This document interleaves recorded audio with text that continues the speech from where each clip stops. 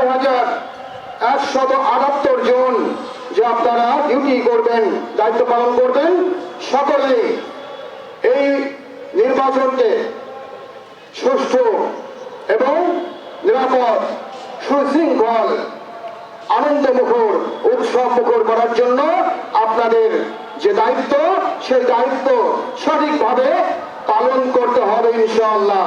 এবারের নির্বাচন বাংলাদেশকে বদলে দেওয়ার একটি নির্বাচন। এবারের নির্বাচন আমাদের জাতিকে উন্নত করার একটি নির্বাচন। এবারের নির্বাচন জাতিকে আগামী দিনের পথে উন্নত সমৃদ্ধ করার একটি নির্বাচন। এই নির্বাচন যেন সুন্দর হয়, সুষ্ঠু পরিবেশে হয়, আনন্দমুখর পরিবেশে হয়, সেই লক্ষ্যে কাজ করে যাওয়া আমাদের পবিত্র কর্তব্য, তাই তো?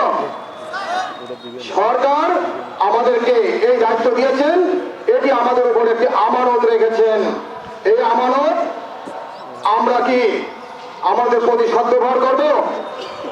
জাতি উপহার দেওয়ার জন্য, সুন্দর একটি দেশ উপহার দেওয়ার জন্য, দেশ ও জাতি যে নির্বাচনের জন্য উন্মুখ হয়ে অপেক্ষায় রয়েছে, দীর্ঘ প্রতীক্ষার পর যে নির্বাচন হতে যাচ্ছে, তার পরিবেশ সুন্দর রাখার জন্য প্রাথমিক যে দুর্গ, সেই দুর্গ রক্ষার দায়িত্ব হচ্ছে আনসার ও ভিডিপির, অন্য কারো নয়। এবং সেই দুর্গ আমরা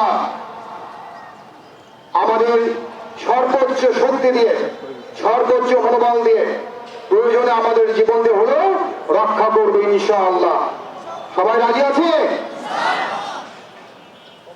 আমার কথা এই যে আপনারা সুন্দরভাবে তন্ময়ের মতো মনময় হয়ে শুনছেন, আমি আপনাদেরকে ধন্যবাদ জানাচ্ছি। এই জন্য আপনারা সুন্দর পরিবেশে, সুন্দর একটি সুশৃঙ্খল ভাবে এখানে উপস্থিত হয়েছেন, এই জন্য আপনাদেরকে সাধুবাদ জানাচ্ছি।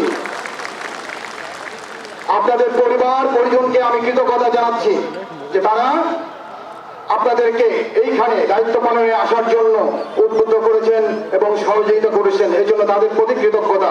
দয়া করে পৌঁছে দিবেন তাদের প্রতি। আপনার পরিবার পরিজন, সন্তান সন্ততি, বাবা মা যেই থাকুক না কেন, সকলকে আমাদের বাহিনীর পক্ষ থেকে শুভেচ্ছা এবং অভিনন্দন পৌঁছাবেন। কারণ এটি একটি মহাযজ্ঞে, মহাকর্মে আপনি নিবেদিত হয়ে যোগদান করতে যাচ্ছেন। সবসময় মনে রাখবেন, আপনি একজন আমানতদার।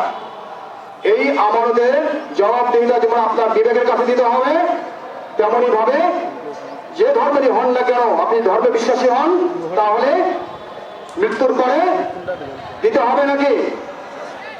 অবশ্যই দিতে হবে।